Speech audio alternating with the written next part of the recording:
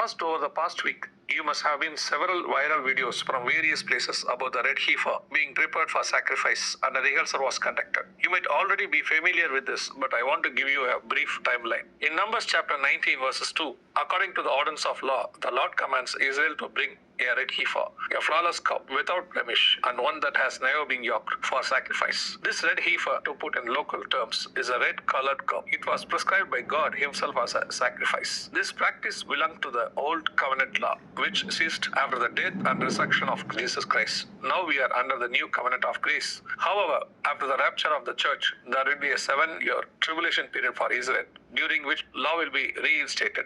Right now, although the law still exists, the Jews have no temple, no altar, and no sacrifices. So the old covenant has not officially resumed. Spiritually, it hasn't started either, but the Jews are practicing and preparing for it. Only when the temple is rebuilt will it begin officially.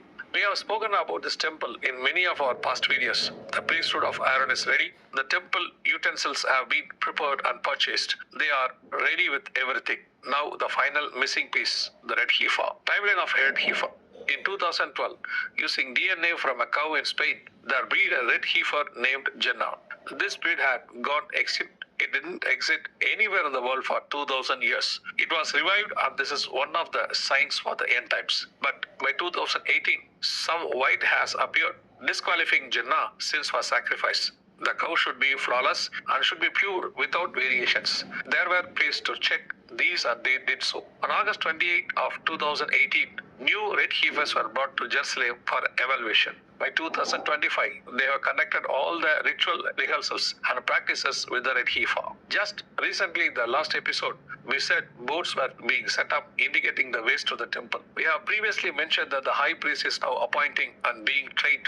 Now the sacrificial animal has arrived. If you are a spiritual person, you are part of the church or a Bible reader, you must understand the third temple is coming and all preparations are underway.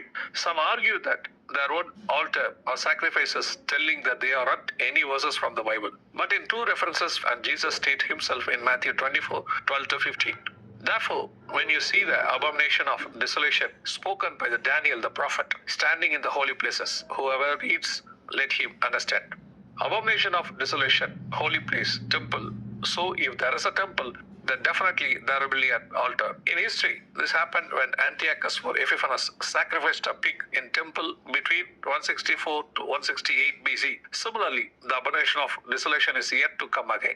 Likewise, Daniel 9:27, there he shall confirm a covenant with many for 1 week, but in the middle of the week he shall bring an end to sacrifice and offering. Listen carefully. In the 7-year period, sacrifices and offerings will be made. In the middle, the 3.5 years, it will be stopped. This implies there will be sacrificial system and thus an altar is necessary. Reports say that the altar is ready. The place to install the altar is in the next step. So, sacrificial animal is ready and the altar is also ready. Finally, they need a place bringing these two together. On Mount Moriah, where David and Solomon built the original temple, the spot is crucial. They have the location but cannot yet perform sacrifices there because another place of worship currently occupies it. Yet, preparations are complete.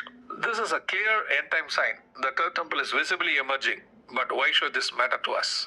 Even if they build the temple, offer sacrifices, it doesn't benefit us directly. We are not under the law. But when he asked about the signs of his return, Jesus included these events. So we are telling you all this because the coming of Jesus is very near. For the Lord to be begin again, the era of grace, church age must end. Just like the Jewish temple was destroyed, now we are the temple. And we are about to take up. The time is drawing near. Church, wake up. There is no more time and Lord is going to come very soon.